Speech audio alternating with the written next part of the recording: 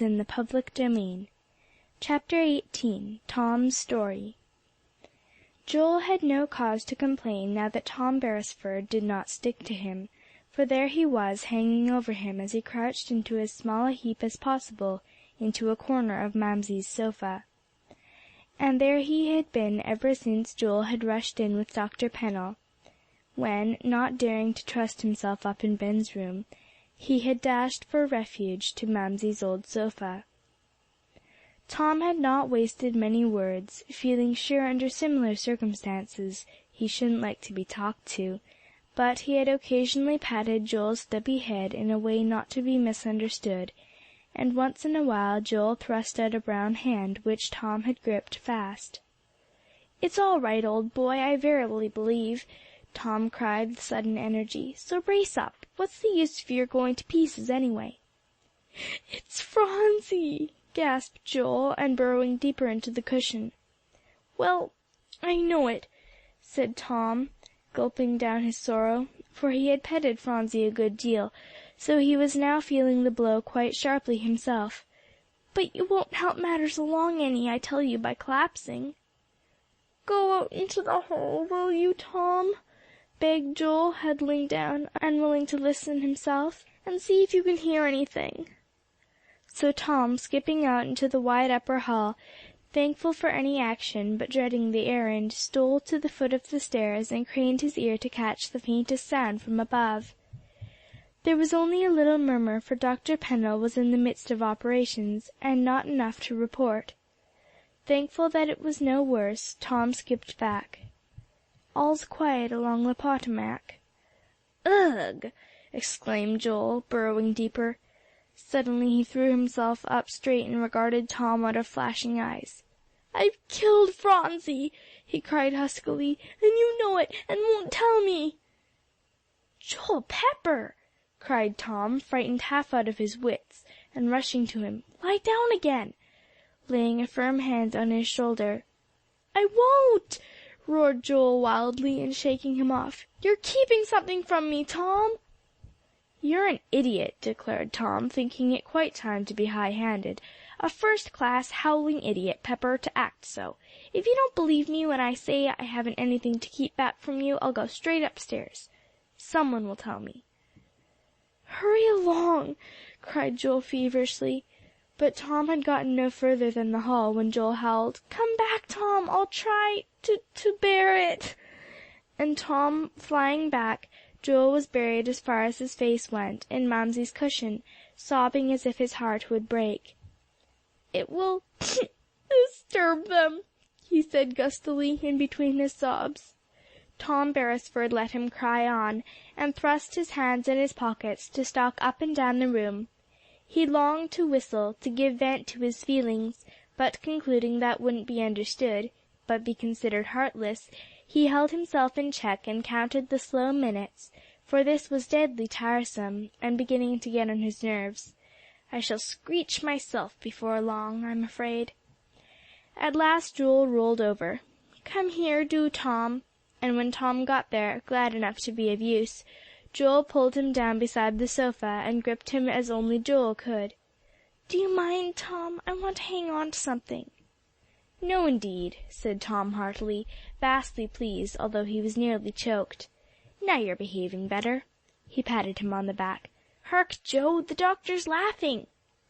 They could hear it distinctly now, and as long as he lived, Joel thought, he never heard a sweeter sound. He sprang to his feet, upsetting Tom, who rolled over on his back to the floor. Just then in rushed Polly and Jasper, surrounding him, and in a minute, "Oh, is Tom sick?" "No," said Tom, picking himself up grimly, "only Joe's floored me, he was so glad to hear the doctor laugh." "Oh, you poor, poor boy!" Polly was mothering Joel now, just as Mamsie would have done, and Tom looking on with all his eyes, as he thought of his own home, with neither mother nor sister, didn't hear Jasper at first. So Jasper pulled his arm. "See here, Beresford, you and I will go down to the library, I think." "All right," said Tom, allowing himself to be led off, though he would much have preferred remaining. "Now, Joel," said Polly, after they had gone, and the petting had continued for some minutes, You must be a brave boy and please Mamsie and stop crying," for Joel had been unable to stop the tears. I didn't see Phronsie coming," wailed Joel afresh. "Of course you didn't," said Polly, stroking his black curls. "Why, Joey Pepper, did you think for an instant that anyone blamed you?" She leaned over and set some kisses, not disturbing Joel that some of them fell on his stubby nose. "No, no," said Joel, through the raindrops down his cheeks. "But it was Phronsie, Polly." It was no use to try to check him yet, for the boy's heart was almost broken, and so Polly let him cry on. But she bestowed little reassuring pats on his shaking shoulders, all the while saying the most comforting things she could think of. "And just think, Joey," she cried suddenly, "you were the one who found Dr. Pennell. Oh, I should think you'd be so glad." "I am glad," said Joel, beginning to feel a ray of comfort. "And how quickly you brought him, Joe," said Polly, delighted at the effect of her last remark. "Did I?" said Joel, in a surprised way, and roused out of his crying. "I thought it was ever so long, Polly." "I don't see how you ever did it, Joel, in all this world," declared Polly positively. Joel didn't say that it was because he was a sprinter at school; he found himself equal to the job. Nor did he think it of enough importance to mention how many people he had run into, leaving a great amount of vexation in his rear as he sped on. "He was just going out of his door," he announced simply. "Oh, Joey!" gasped Polly. Then she hugged him rapturously. "But you caught him." "Yes, I caught him, and we jumped into his carriage, and that's all." "But it was something to be always proud of," cried Polly in a transport. Joel, feeling very glad that there was something to be proud of at all in this evening's transactions, sat up quite straight at this, and wiped his eyes. "Now that's a good boy," said Polly encouragingly. "Mamsie will be very glad," and she ran over to get a towel, dip it in the water basin, and bring it back. "Oh, that feels so good," said Joel, with a wintry smile, as she stopped his red eyelids and poor swollen nose. "So it must," said Polly pitifully, "and I am going to bring the basin here, and do it some more." Which she did, so that by that time Phronsie was brought downstairs to sleep in Mrs. Fisher's room, Joel was quite presentable. "Here they come," announced Polly radiantly, hearing the noise on the stairs, and running back to set the basin and towel in their places. "Now, Joey, you can see for yourself that Phronsie is all right." And there she was, perched on Dr. Pennell's shoulder, to be sure, and Mamsie hurrying in to her boy, and everything was just as beautiful as it could be. "See, Joel, I'm all fixed up nice," laughed Phronsie from her perch. Joel's mouth worked dreadfully, but he saw Mamsie's eyes, so he piped up bravely, "I'm so glad, Phronsie." It sounded very funnily, for it died away in his throat, and he couldn't have said another word possibly, but Phronsie was sleepy, and didn't notice. And then the doctor said they must go out, so with a last glance at Phronsie, to be sure that she was all right, Joel went off, Polly holding his hand. The next evening they were all drawn up before the library fire, Polly on the big rug with Joel's head in her lap, his eyes fixed on Phronsie, who was ensconced in an easy-chair, close to which Grandpapa was sitting. "Tell stories, do, Polly," begged Van. "Yes, do, Polly," said little Dick, who had spent most of the day in trying to get near to Phronsie, keeping other people very much occupied in driving him off, as she had to be very quiet. "Do, Polly," he begged.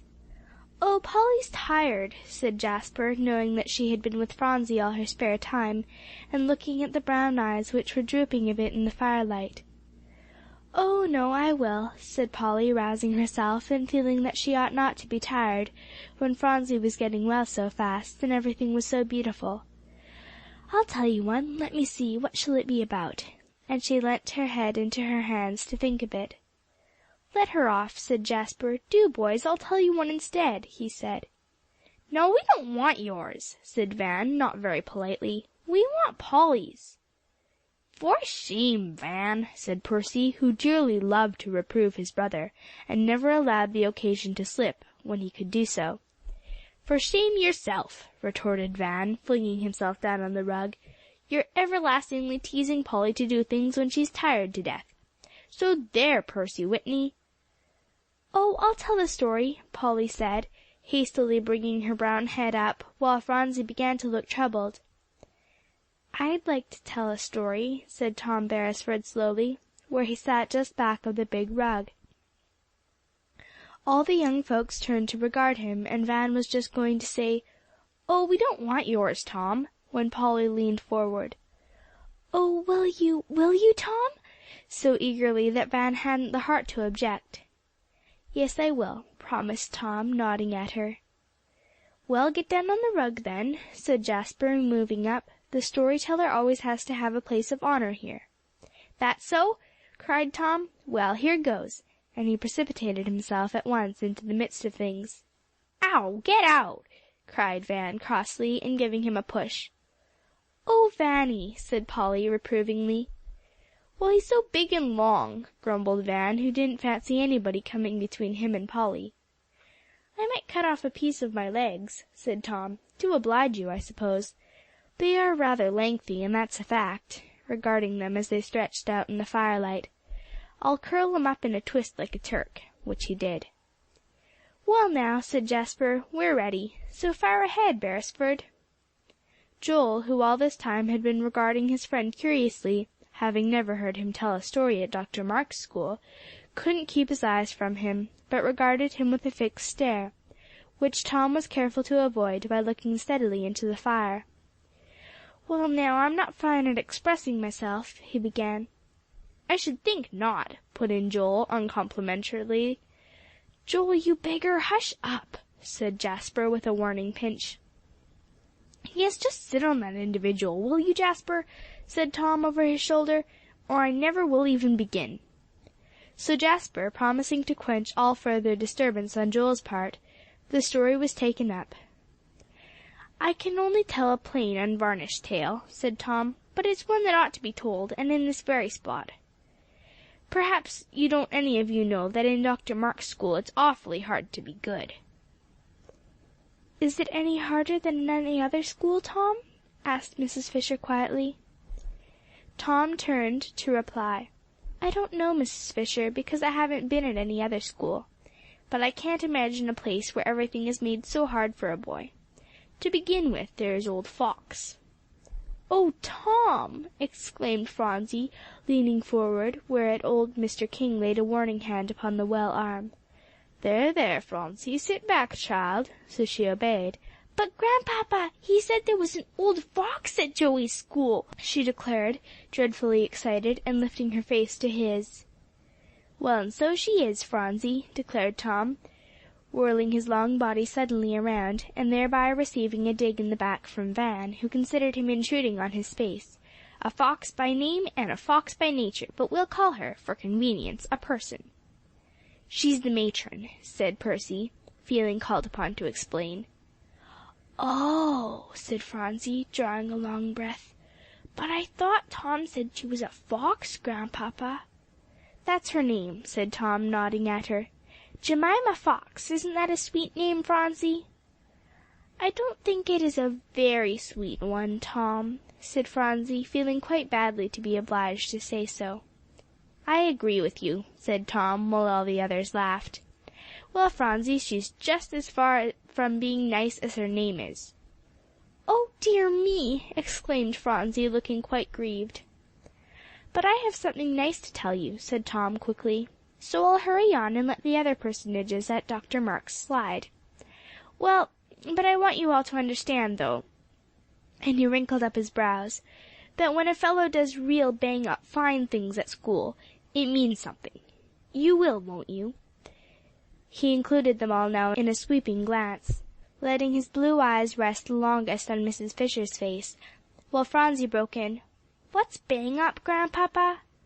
"You must ask Tom," replied Grandpapa with a little laugh. "Oh, that's just schoolboy lingo," Tom made haste to say as his face got red. "What's lingo?" asked Phronsie, more puzzled than before.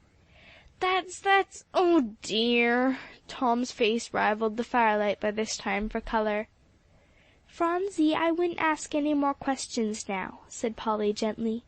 "Boys say so many things that it isn't necessary to know now. Let's listen to the story." "I will," said Phronsie, feeling quite relieved that it wasn't really incumbent on her to ask for explanations. So she sat back quietly in her big chair, while Tom shot Polly a grateful look. "Well, there are lots of chaps at our school," went on Tom. "I suppose there are at all schools, but at any rate we have them in big quantity, who are mad when they see the other boys get on." "Oh, Tom!" exclaimed Polly. "Yes, they are, mad clear through," declared Tom positively. "And it's principally in athletics." Phronsie made a little movement at this word, but remembering that she was not to ask questions, for Polly had said so, she became quiet again. "They simply can't bear that a boy gets ahead of 'em. It just knocks 'em all up." Tom was rushing on, with head thrown back and gazing into the fire. "Tom," said Joel, bounding up suddenly to take his head out of Polly's lap, and to sit quite straight, "I wouldn't run on like this if I were you." "You hush up, Pepper," said Tom coolly. "I haven't said a word about you. I shall say what I like. I tell you, it just does knock 'em all up. I know, for I've been that way myself." This was getting on such dangerous ground that Joel opened his mouth to remonstrate, but Polly put her hand over it. "I'd let Tom tell his story just as he wants to," which had the effect of smothering Joel's speech for the time being. "I thought, Jasper, you were going to quench Joe," observed Tom, who seemed to have the power to see out of the back of his head, and was now conscious of the disturbance. "You don't seem to be much good." "Oh, Polly's doing it this time," said Jasper. "I'll take him in tow the next offense." "Yes, I have," declared Tom. "Been that way myself. I'm going to tell you how, and then I'll feel better about it." His ruddy face turned quite pale now, and his eyes shone. "Stop him!" howled Joel, all restraint thrown to the winds and shaking off Polly's fingers. Jasper leaned forward. "I'm bound to make you keep the peace, Joe," he said, shaking his arm. "But he's going to tell about things he ought not to," cried Joel in an agony. "Do stop him, Jasper." Mother Fisher leaned forward and fastened her black eyes in Joel's face. "I think Tom better go on, Joel," she said. "I want to hear it." That settled the matter, and Joel threw himself down, his face buried in Polly's lap, while he stuck his fingers in his ears. "I'm going to tell you all this story," Tom was saying, "because I ought to. You won't like me very well after it, but it's got to come out. Well, I might as well mention names now, since Joe has got to keep still. You can't guess how he's been tormented by some of those cads, simply because he's our best tennis player, and on the football team. They've made things hum for him." Tom threw back his head and clenched his fist where it lay in his lap. "And the rest of us boys got mad, especially at one of them. He was the ringleader, and the biggest cad and bully of them all." No one said a word. "I hate to mention names, it seems awfully mean." Tom's face got fiery red again. "And yet, as you all know, why, it can't be helped. Jenkins, well, there, a fellow would want to be excused from speaking to him. And yet," down fell Tom's head shamefacedly, "I let him show me how he was going to play a dastardly trick on Joe the very day of the tennis tournament. I did, that's a fact." No one spoke, but Tom could feel what might have been said had the thoughts all been expressed, and he burst out desperately, "I let that cad take Joe's racket." A general rustle, as if some speech were coming, made him forestall it by plunging on. "His beautiful racket he'd been practicing with for this tournament, and I not only didn't knock the scoundrel down, but I helped the thing along. I wouldn't have supposed I could do it. Joe was to play with Ricketson against Green and me, and 2 minutes after it was done, I'd have given everything to have had it back on Joe's table, but the boys were pouring up, and it was hidden." Tom could get no further, but hung his head for the reaction sure to set in against him by all this household that had welcomed and entertained him so handsomely. "Has he got through? Has the beggar finished?" cried Joel lustily. "Yes," said Polly in a low voice. "I think he has, Joel." "Then I want to say, Joel threw himself over by Tom, his arms around him, "that he's the biggest fraud to spring such a trap on me, and plan to get off that yarn here." "I didn't intend to when I came," said Tom, thinking it necessary to tell the whole truth. "I hadn't the courage." "Pity you had, now," retorted Joel. "Oh, you beggar!" He laid his round cheek against Tom's. "Mamsie, Grandpapa, Polly," his black eyes sweeping the circle, "if I were to tell you all this chap has done for me, why, he took me to the place where Jenk hid the racket." "Pshaw, that was nothing," said Tom curtly. "Nothing?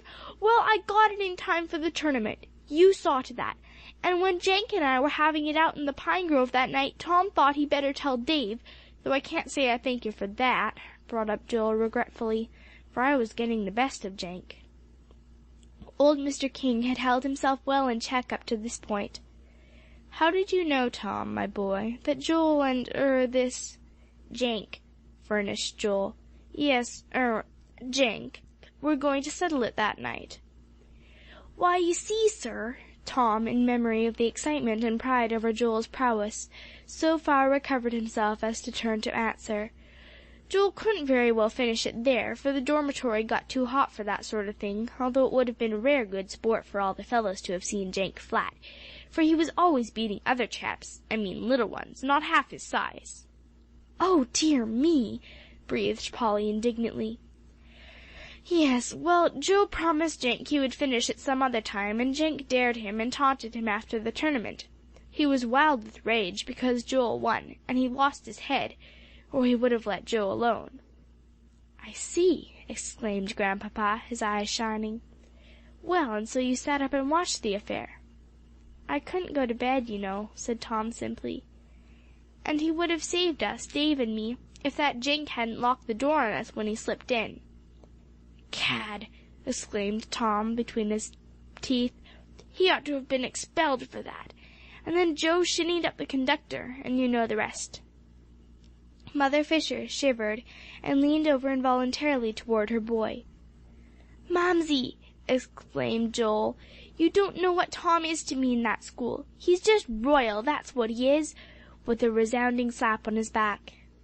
"And I say so too," declared Mother Fisher, with shining eyes. "What?" roared Tom, whirling around so suddenly that Van this time got out of the way, only by rolling entirely off from the rug. "Mrs. Fisher, you can't, after I've told you this, although I'm no end sorry about the racket. I didn't want to tell, fought against it, but I had to." "I stand by what I've said, Tom," said Mrs. Fisher, putting out her hand, when Tom immediately laid his big brown one within it. At this Joel howled with delight, which he was unable to express enough to meet his wishes, so he plunged off to the middle of the library floor, and turned a brace of somersaults, coming up red and shining. "I feel better now," he said. "That's the way I used to do in the little brown house when I liked things." Chapter 19.